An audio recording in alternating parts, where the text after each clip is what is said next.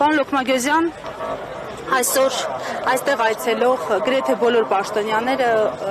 նշում էին խաղաղության կարևորության մասին։ Խաղաղության կարևորությունը բոլորս թերևս գիտակցում ենք, հատկապես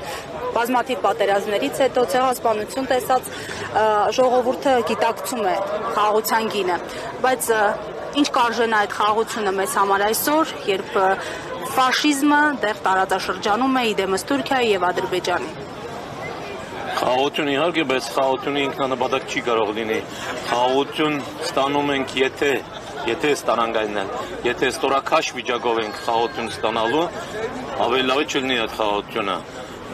որովհետև մենք պատերազմել ենք տեսել, մենք հաղթանակ ենք տեսել եւ այսօր այդ հաղթանակի օրն է։ Եվ ոչ միայն մի անգամվա հաղթանակ, այլ կրկնակի հաղթանակի օրն է այսօր։ Չմոռանանք, որ հայ զինվորն է մտել Բերլին եւ հայ սենքով մտել են Բերլին, Սասունցի Դավիթ Շարասյունով մտել են Բերլին եւ այսօր նորից նույն հաղթանակի օրն է, այս անգամ հայ զինվորի Շուշի մտնելը եւ Շուշին վերցնելու, ազատագրելու օրն է։ Այսօր մենք դա նսեմացնում ենք, մեր կառավարությունը այսօր դա նսեմացնում է, այդ ամեն ինչը մեր այդ պատերազմի, այսինքն երկրորդ համաշխարհային պատերազմի ժամանակ մեր այդ կորուստները, մեր այդ ամբողջ գործունեությունը 300,000 հայ զինվոր, նահատակված հայ զինվորի եւ մնացած 300,000 հայ զինվորի այդ արածները, այդ սխրագործությունները չկացվում են այսօր մեր կառավարության կողմից, ինչպես չկացվեց այն ամեն ինչը, ինչ որ կատարվեց Արցախյան պատերազմի ժամանակ, թե նահատակների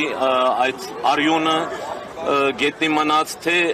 այդ ամբողջ աշխատանք, այդ ամբողջ հերոսությունները եւ մեր ամբողջ զոհողությունները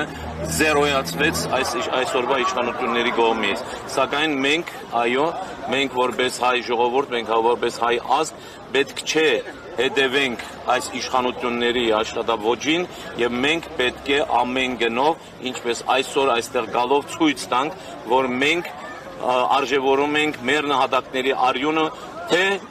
երկրորդ համաշխարհային պատերազմի ժամանակ, թե Արցախյան պատերազմի ժամանակ։